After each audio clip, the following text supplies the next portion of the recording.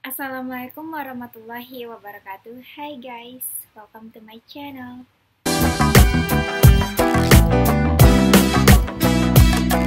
Jadi pada video hari ini, aku akan menjelaskan materi pembahasan selanjutnya dari proposal penelitianku, yaitu proposal penelitian analisis faktor-faktor yang mempengaruhi permintaan terhadap ojek online, khususnya Gojek, studi kasus pada ojek online di Kota Padang. Pada mata kuliah Metodologi Penelitian dengan dosen pembimbing Dr. Ibu Sri Ulfa Sentosa, SE, MSI, dan Bapak Dr. Alphonse Satrianto, SEME. Nah, sebelum itu, aku akan memperkenalkan diriku terlebih dahulu lagi. Perkenalkan, namaku Ilmi Marina. Saat ini aku menempuh pendidikan di Universitas Negeri Padang pada Prodi Ekonomi Pembangunan, jurusan Ilmu Ekonomi, NIM 18060105. Sebelum kita masuk kepada materi pembahasannya, alangkah baiknya kalian klik tombol subscribe dan aktifkan lonceng notifikasinya. Oke, langsung saja kita masuk kepada pembahasan pada bab 2, yaitu tinjauan pustaka. Nah, di sini ada landasan teori. Yang pertama yaitu transportasi. Masuk pada pengertian transportasi. Transportasi ini diartikan sebagai pemindahan suatu barang atau manusia dari tempat asal ke tempat tujuan. Sehingga dengan kegiatan tersebut maka terdapat 3 hal, yaitu adanya muatan yang diangkut, tersedianya kendaraan sebagai alat angkut, dan terdapatnya jalan yang dilalui. Proses pemindahan dari gerakan tempat asal di mana kegiatan tersebut atau pengangkutan yang dimulai dan diakhiri dengan ke tempat tujuan tersebut.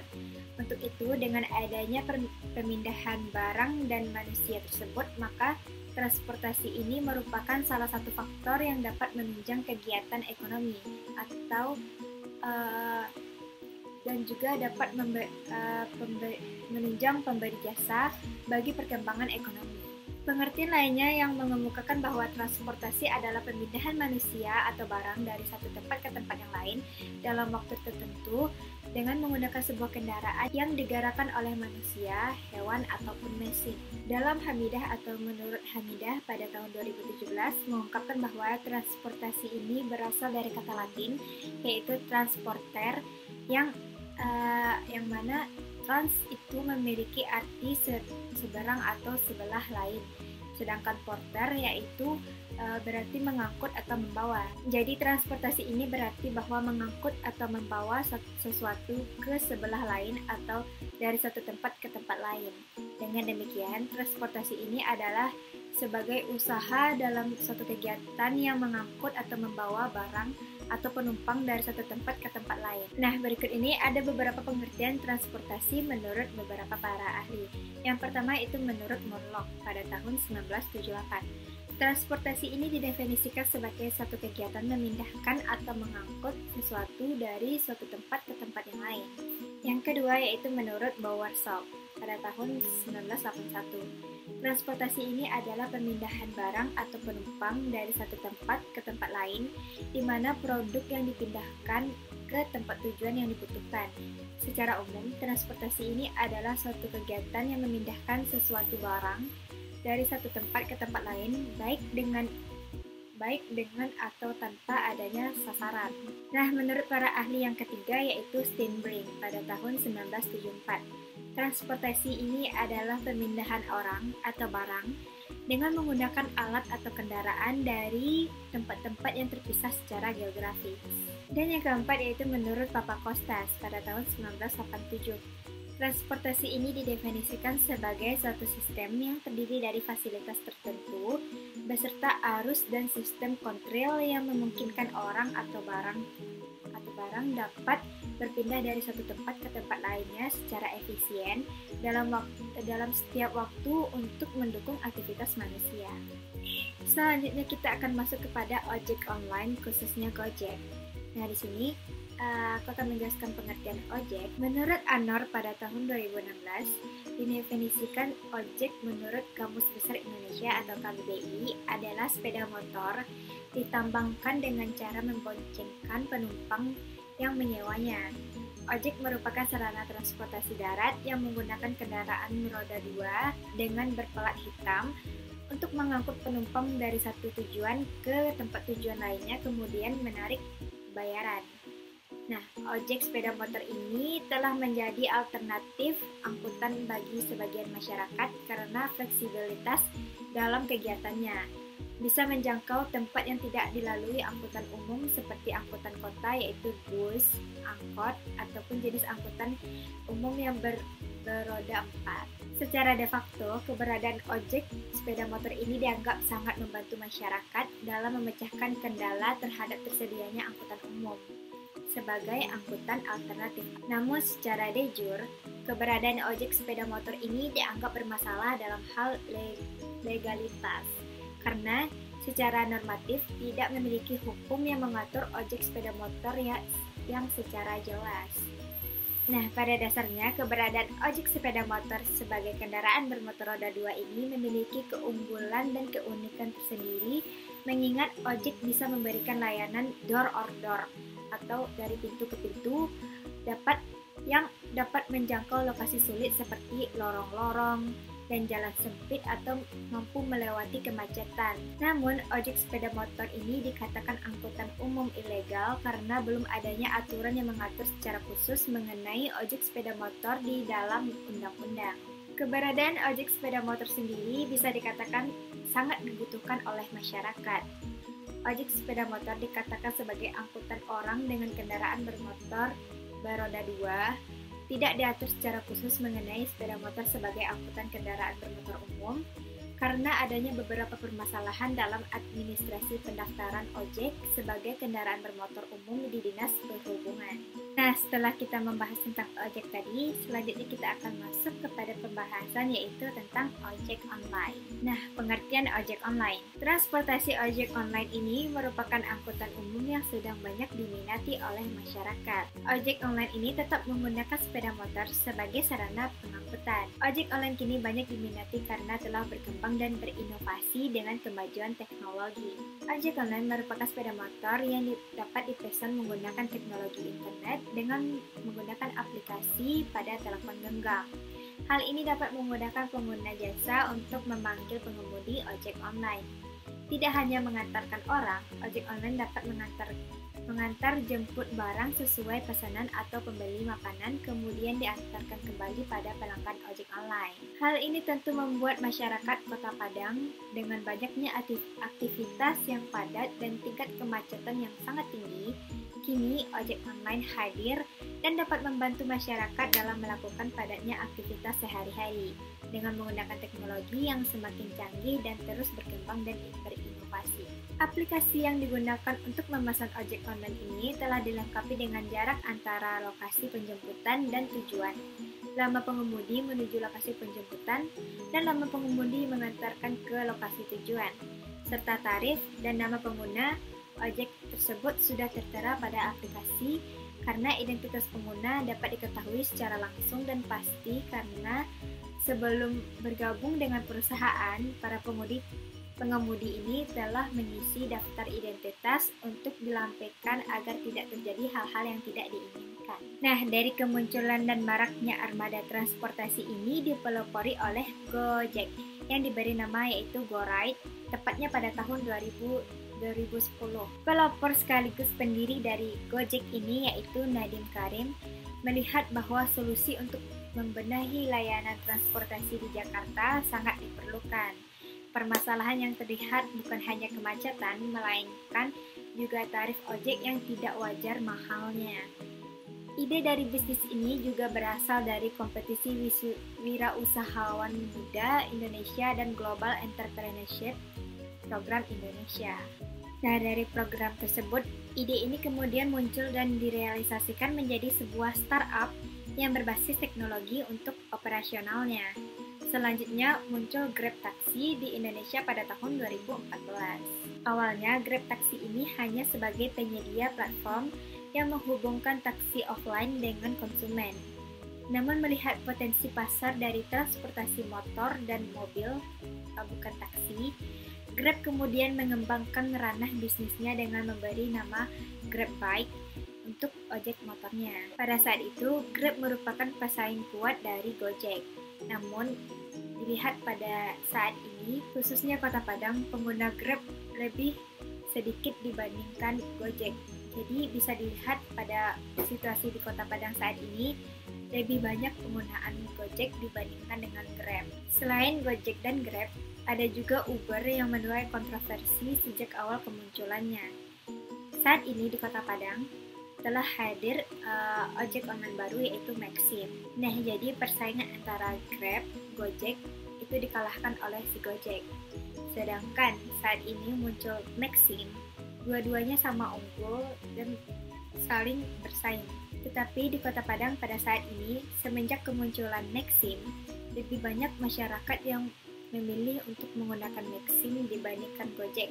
Karena di awal peluncurannya, Maxim ini menawarkan tarif yang lebih rendah dibandingkan si Gojek.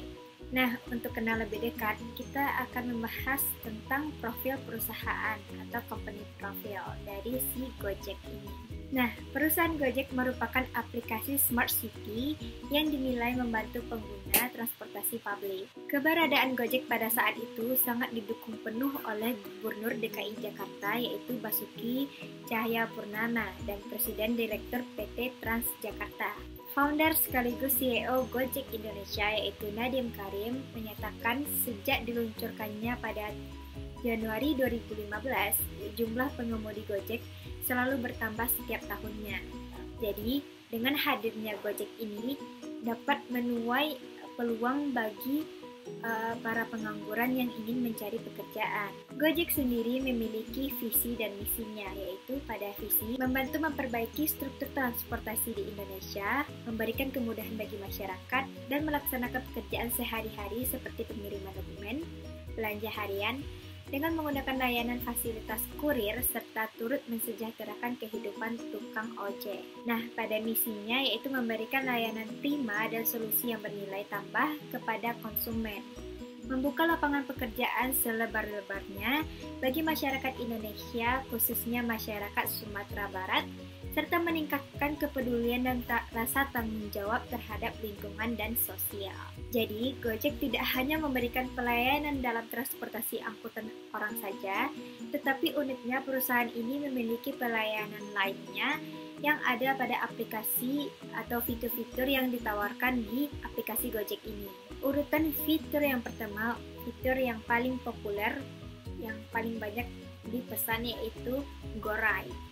GoRide ini merupakan fungsi utamanya yaitu sebagai sarana transportasi umum. GoRide ini merupakan layanan fitur yang paling banyak diminati oleh masyarakat. Selain tarifnya yang murah, GoRide ini sangat telaten dalam melakukan penjemputan dan waktu jarak tempuh pun tidak banyak memakan waktu. Nah, pada urutan kedua yaitu GoFood. Nah, layanan ini berfungsi untuk memesan makanan dengan menggunakan jasa Gojek dan langsung diantarkan kepada pemesannya.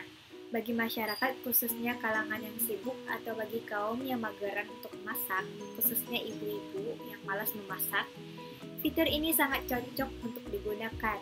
Cukup hanya menunggu, maka makanan yang ingin kamu makan akan segera sampai. Yang ketiga yaitu terletak pada GoSend. Nah, Gojek ini bisa memanfaatkan sebagai pengantar barang secara real time. Biaya yang dibayarkan tentu saja sesuai dengan jarak tempuh yang secara otomatis sudah tertera pada aplikasi. Baik dokumen maupun barang bisa diantarkan. Dengan catatan, untuk barang yang akan dikirimkan tidak boleh melebihi daripada jarak stang motor dan tingginya pengemudi. Karena kalau tingginya melebihi tinggi pengemudi, itu akan berbahaya bagi keselamatan pengemudi maupun barang yang akan dikirimkan. Nah, masuk kepada fitur terakhir yaitu GoShop. Tentunya paling banyak diminati oleh para ibu-ibu atau kaum hawa, yaitu layanan ini digunakan untuk membeli atau belanja suatu barang dan langsung diantarkan kepada pemesannya melalui Gojek. Sesuai dengan visi dan misi perusahaan Gojek tadi yang memberikan lowongan pekerjaan kepada masyarakat, siapa saja dapat bekerja menjadi pengemudi Gojek, hanya dengan memenuhi syarat-syarat sebagai berikut.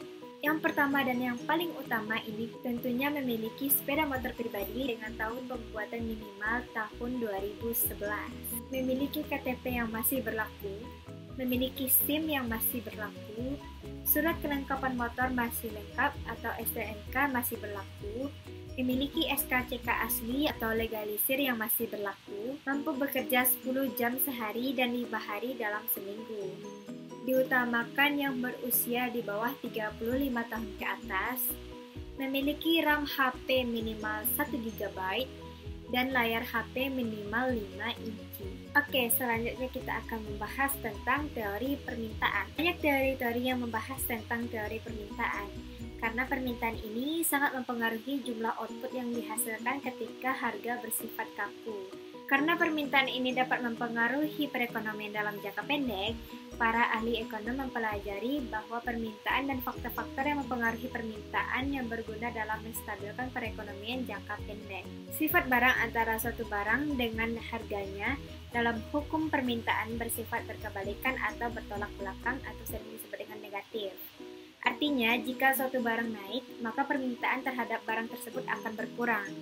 Dan sebaliknya, jika harga suatu barang itu turun, maka permintaan barang tersebut akan meningkat. Nah, jadi di dalam ilmu ekonomi, istilah permintaan ini atau yang sering kita sebut dengan demand, mempunyai arti adanya suatu hubungan tertentu antara jumlah barang tertentu dengan jumlah barang yang mau dibeli orang dan harga barang tersebut.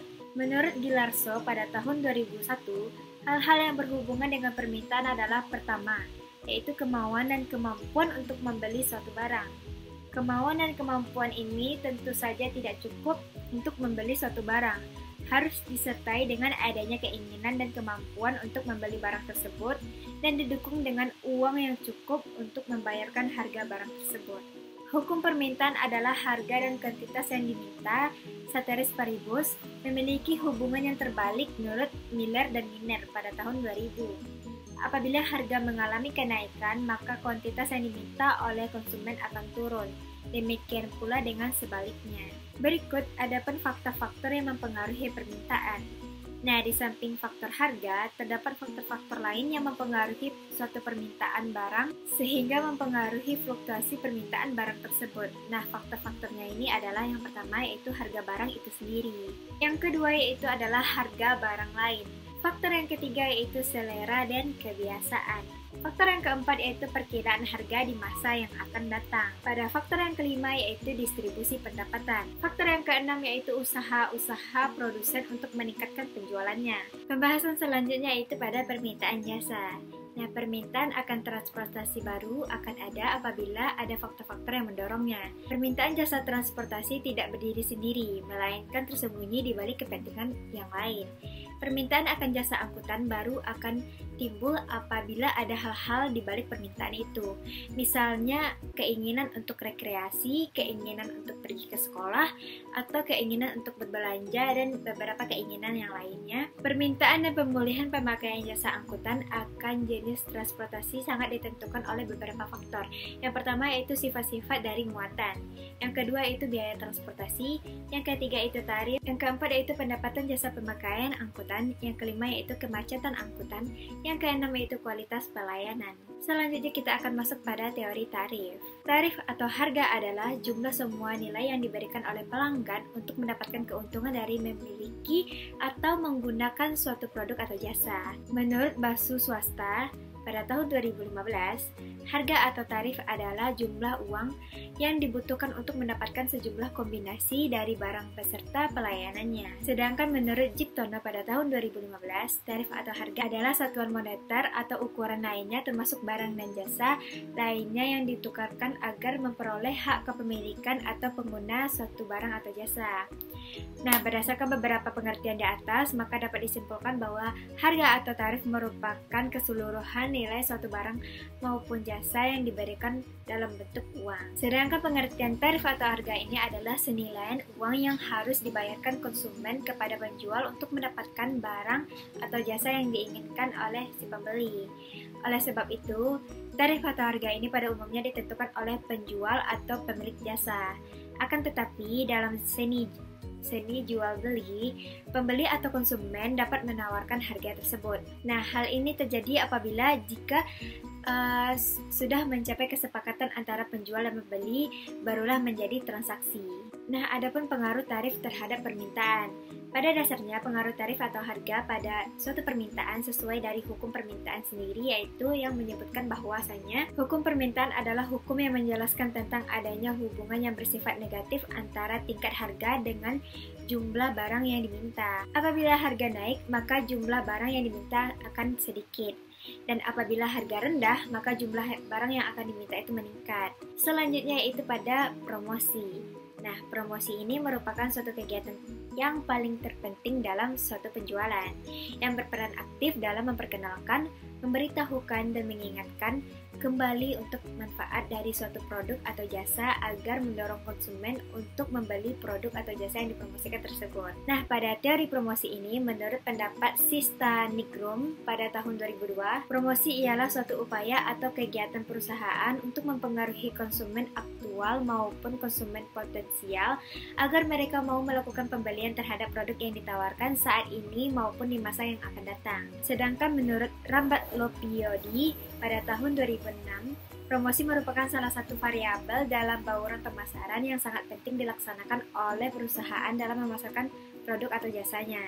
Kegiatan promosi bukan hanya berfungsi sebagai alat komunikasi antara perusahaan dengan konsumen, melainkan juga sebagai alat untuk mempengaruhi konsumen dalam kegiatan pembelian atau penggunaan jasa sesuai dengan keinginan dan kebutuhannya. Nah, berikut adapun beberapa tujuan dari promosi ini. Yang pertama yaitu untuk menyebarluaskan informasi suatu produk kepada calon pembeli atau konsumen yang potensial.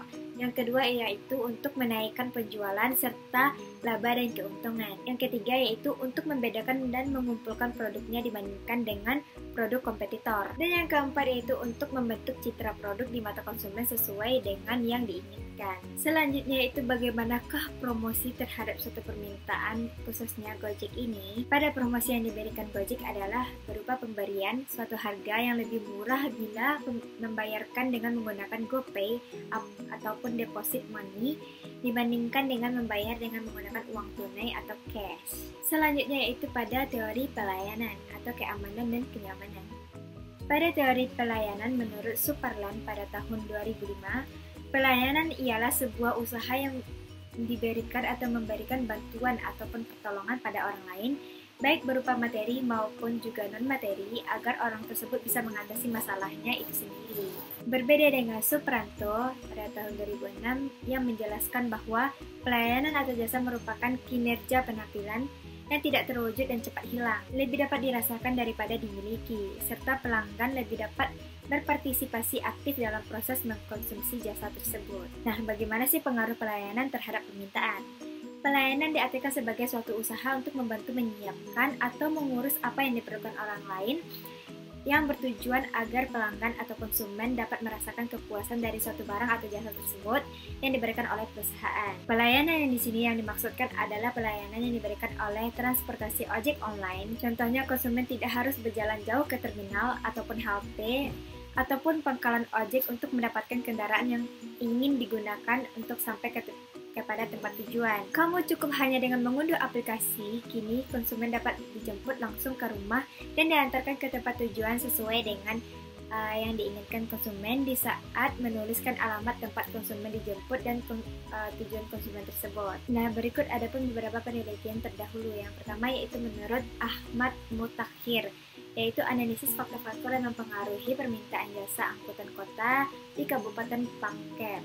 Variabelnya itu variabel independen seperti pendapatan, tarif, waktu tempuh, kepemilikan kendaraan pribadi, dan tarif angkutan lain. Hasilnya yaitu pendapatan, tarif, waktu tempuh, kepemilikan kendaraan pribadi dengan berpengaruh positif terhadap permintaan jasa angkutan kota, sedangkan tarif angkutan lain berpengaruh negatif terhadap permintaan jasa angkutan kota.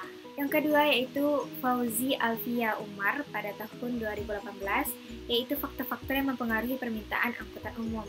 Variabel independennya adalah harga, pendapatan, kepemilikan kendaraan pribadi, pelayanan, dan kecepatan pelayanan. Variabel dependennya itu permintaan angkutan umum online. Nah, hasilnya harga berpengaruh negatif, sedangkan pendapatan, kepemilikan kendaraan pribadi, pelayanan, dan kecepatan pelayanan berpengaruh positif terhadap permintaan angkutan umum online. Dan yang ketiga yaitu Rizka Eno Wijaya pada tahun 2019, yaitu analisis permintaan jasa ojek online di Kota Bandar Lampung. Variabel independennya adalah harga, harga pesaing, kepemilikan kendaraan pribadi, pendapatan, kepuasan konsumen. Variabel dependennya adalah permintaan jasa ojek online.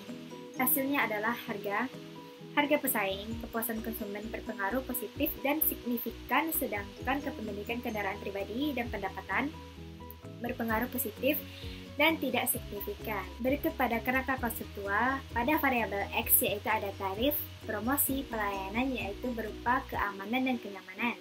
Sedangkan pada variabel Y yaitu transportasi online atau Gojek. Hipotesisnya adalah jawaban sementara atau kesimpulan yang diambil untuk menjawab pertanyaan yang diajukan oleh peneliti, akan tetapi masih harus diuji secara empiris.